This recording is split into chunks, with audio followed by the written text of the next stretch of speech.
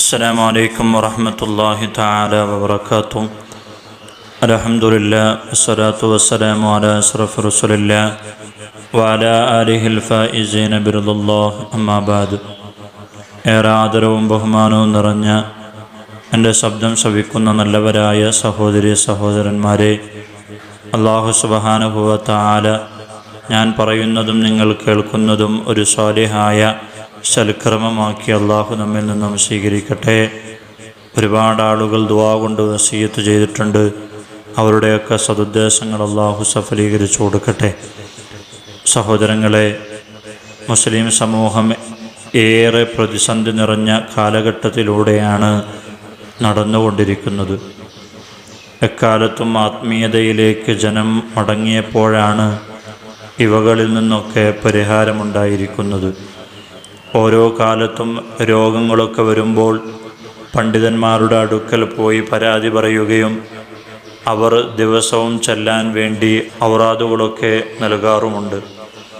അങ്ങനെയാണ് ഹദ്ദാദ് റാത്തീബും മൻകൂസ് മൗലിദുമൊക്കെ രചിക്കപ്പെടുന്നത്.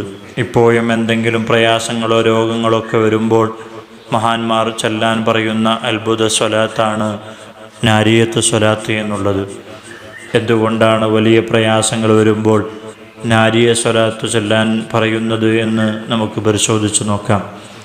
നാരിയത്ത് സ്വലാത്തിൻ്റെ മഹത്വങ്ങളിൽ നിന്ന് അല്പം മാത്രം ഈ വീഡിയോയിൽ നിന്ന് നമുക്ക് മനസ്സിലാക്കാം.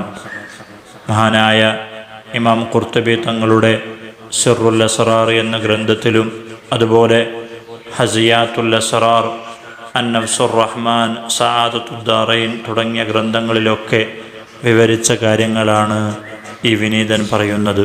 ഈ സ്വലാത്തിന് നാരിയത്ത് സ്വലാത്ത് എന്ന് പേര് കിട്ടാൻ കാരണം നാറ് എന്നാൽ തീ എന്നാണ്. തീയിൻ്റെ സ്വഭാവം എന്ന് പറയുന്നത് പെട്ടെന്ന് കരിച്ചു കളയലാണ്.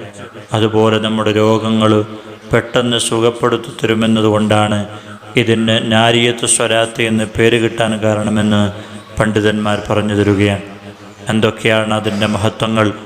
ഒന്ന്, ആരെങ്കിലും ഈ സ്വലാത്ത് 11 തവണ 5 വക്ത് നിസ്കാരങ്ങൾക്ക് ശേഷവും ചൊല്ലിയാൽ അവനറിയാത്ത രൂപത്തിൽ അവൻ്റെ റിസ്കിൽ അല്ലാഹു ബറക്കത്ത് നൽകുന്നതാണ്.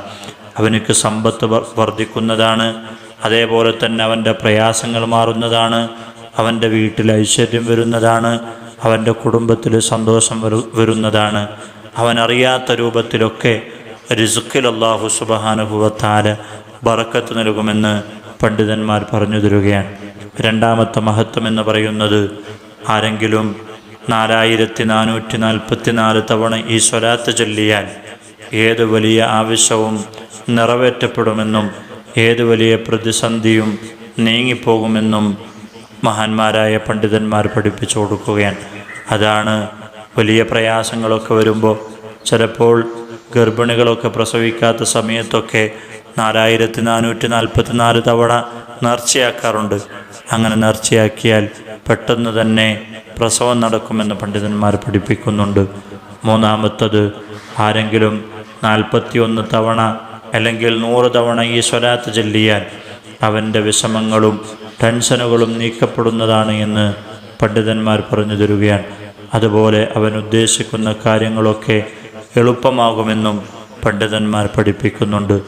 നാലാമത്തത്, ആരെങ്കിലും മുർസലീങ്ങളുടെ എണ്ണമായ 313 തവണ ചൊല്ലിയാൽ, നാരിയ സ്വലാത്ത് ചൊല്ലിയാൽ അവന് ഉദ്ദേശിക്കുന്ന ഹലാലായ മുറാദുകളൊക്കെ നടക്കുമെന്ന് പണ്ഡിതന്മാർ കിതാബുകളിലൂടെ പറഞ്ഞു തരികയാണ്.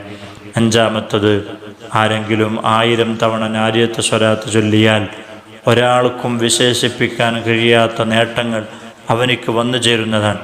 അവനിക്ക് ഇതുവരെ ലഭിക്കാതെ അത്രയും നേട്ടങ്ങൾ അവനിക്ക് ലഭിക്കുന്നതാണ്. ഇതുപോലെയുള്ള ഒരുപാട് നേട്ടങ്ങൾ ഈ നാരിയത്ത് സ്വലാത്തിലൂടെ അല്ലാഹു സുബ്ഹാനഹു വ തആല നമ്മൾക്ക് നൽകുന്നതാണ്. അതുകൊണ്ട് പ്രയാസങ്ങൾ വരുമ്പോൾ, പ്രശ്നങ്ങൾ വരുമ്പോഴൊക്കെ നമ്മൾ പതിവാക്കേണ്ട ഒരു സ്വലാത്താണ് ഈ നാരിയത്ത് സ്വലാത്ത്. അല്ലാഹുമ്മ സ്വല്ലി സ്വലാത്തൻ കാമില വസല്ലിം സലാമൻ താമ്മ അലാ സയ്യിദിനാ മുഹമ്മദിൻ അല്ലദീ തനഹല്ലു ബിഹിൽ ഉഖദ് വതൻഫരിജു ബിഹിൽ ഖുറബ് വതുഖ്ളാ ബിഹിൽ ഹവായിജ് വതുനാലു ബിഹിർ റഗായിബ് വഹുസ്നുൽ ഖവാതിം വയസ്തസ്ഖൽ ഗമാമു വജ്ഹിൽ കരീം വഅലാ ആലിഹി വസഹ്ബിഹി ഫീ കുല്ലി ലംഹത്തിൻ വനഫസിൻ ബിഅദദി കുല്ലി മാലൂമിൻ ലക് എന്ന് പറയുന്ന ഈ സ്വലാത്ത് എല്ലാവർക്കും അറിയാം. ഒന്ന് ഓർമ്മിപ്പിച്ചതേ ഉള്ളൂ. അല്ലാഹു സുബ്ഹാനഹു വ തആല ഇത് പതിവാക്കാൻ നമുക്കൊക്കെ തൗഫീഖ് നൽകട്ടെ. എല്ലാ ആളുകളും 5 വക്ത് നിസ്കാരങ്ങൾക്ക് ശേഷം 11 തവണ ഈ നാരിയത്ത് സ്വലാത്ത് പതിവാക്കുക. നമ്മുടെ വീട്ടിൽ ഐശ്വര്യമുണ്ടാകും, ബറക്കത്തുണ്ടാകും. അല്ലാഹു നമ്മുടെ വീടുകളിലൊക്കെ ബറക്കത്ത് നൽകട്ടെ. ദുആ വസിയത്തോടുകൂടെ അസ്സലാമു അലൈക്കും വറഹ്മത്തുള്ളാഹി വബറകാതുഹു.